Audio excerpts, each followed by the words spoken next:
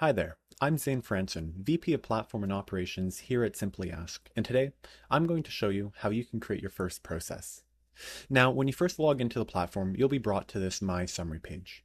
To create your first process, what you're going to want to do is you want to go to the menu over here, click Flow, and then go into Process Manager.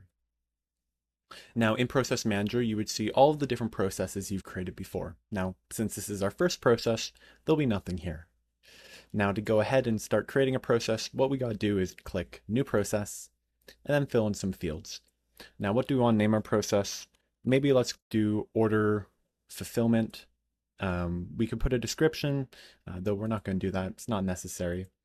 Tags, these are just to help you organize it later on when you have many processes. And visibility, you can select who can see it. So in our case, we'll just let everyone be able to see it, but if we wanted only certain users on my team or groups of users to see it, we could set that up here too. But for now, we'll leave it to everyone. There we go. We'll go and click Create now. And when we do that, it'll open up the editor view. Now there's a few key things to note when we first come to this editor view. As you'll see on the right-hand side over here, we have a bunch of different categories of steps in our step library. And these are all the building blocks that you're going to use to build out your process. All the different steps go from integrating, where maybe you want to call an API to get information from a different system or to push information there. You can also maybe connect with the database if you need to.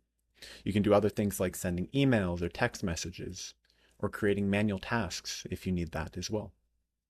You can even interact with web pages that already exist, maybe to fill in web forms. And you can also integrate with AI in order to create decisions, generate content, and more. Now, some other key things to note before we start building out that process is this diagram itself. Now, in the diagram here, we see we have a start, and we have an end, and we have this plus here. Now, to actually build out our process, what we need to do is we need to drag in steps from the library. So maybe in our case here, we want to do an integration which is going to send data somewhere when we receive an order. So what we need to do is go and drag this over here into the process editor, and we can see that it creates a new step. Now to edit this step, we simply just click on it, and we can enter in the different information that we need to do.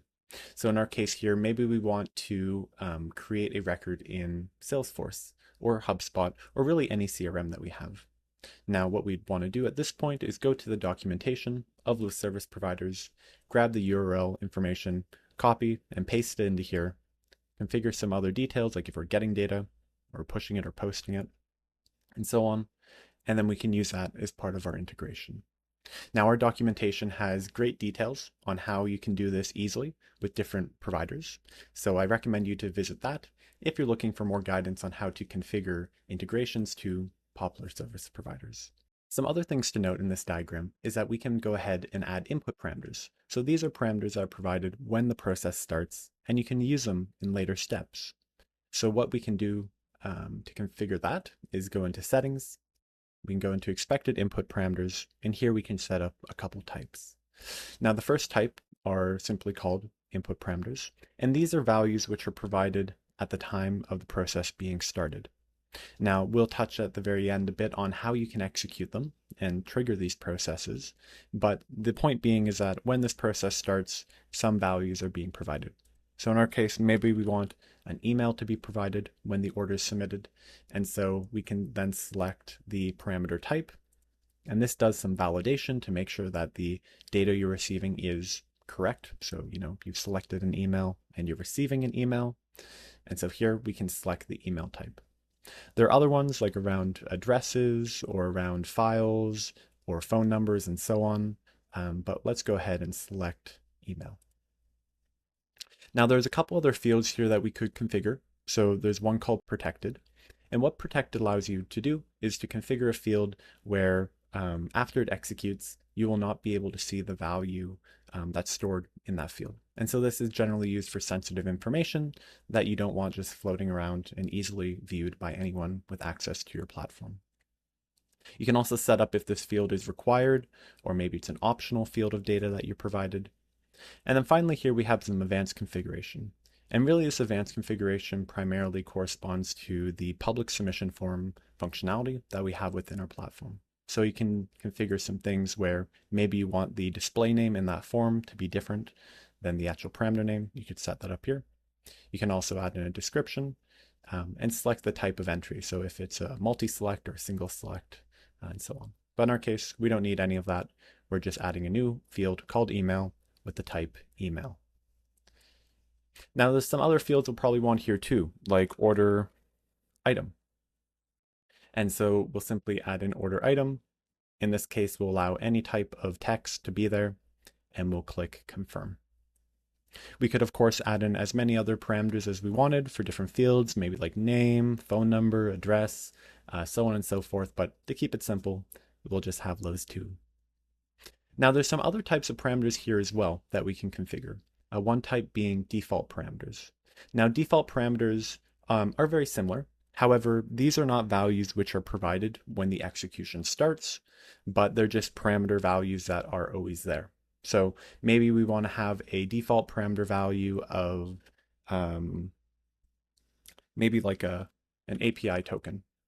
And so we can set up something like API token, we can set to anything, and we can have a value. And this parameter will always have this value when the execution starts. And in this case, we probably want it protected because it is a API token. And we can hit confirm. Now there's one last type of parameter that we can configure here at the bottom called parameter sets. And what parameter sets allow you to do is set up a set of values in your parameters that can be reused across multiple processes.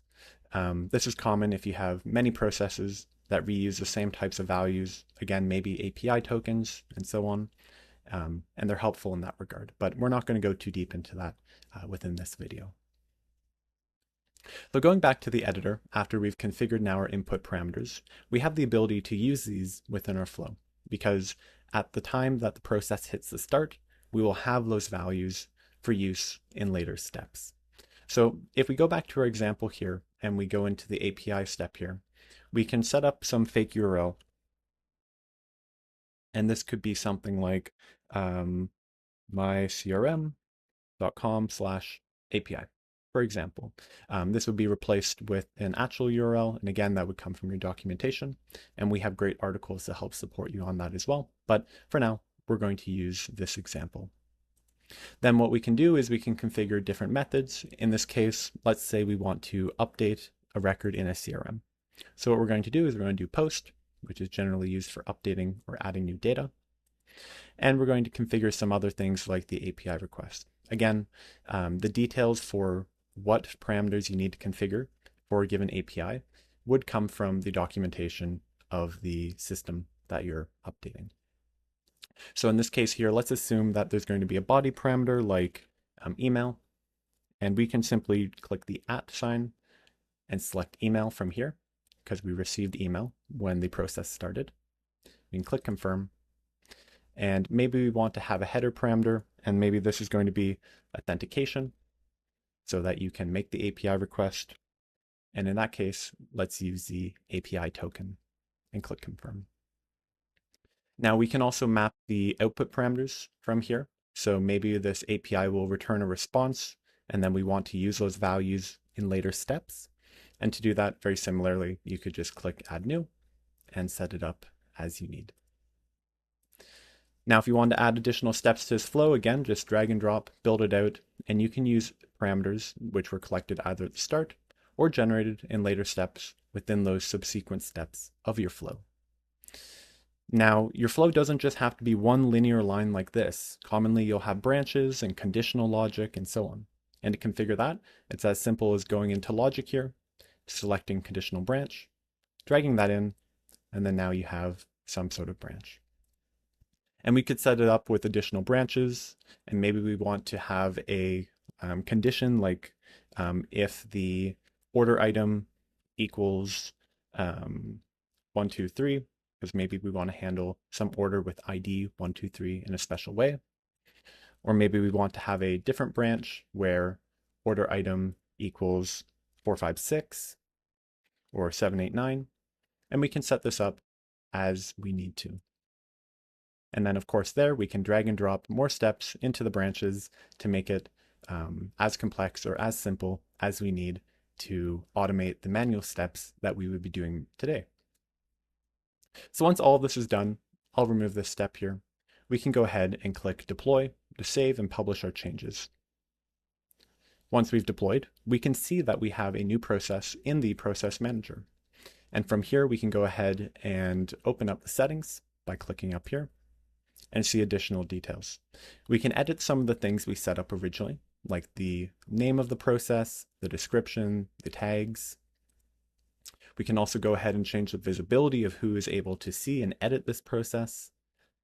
We can set up public submission forms, and so these are branded forms that you can use to have data entered into, and when submitted are going to trigger a process.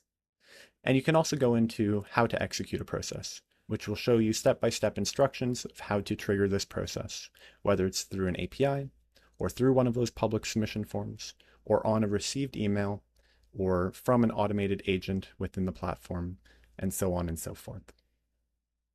So that's everything today of how to create your first process.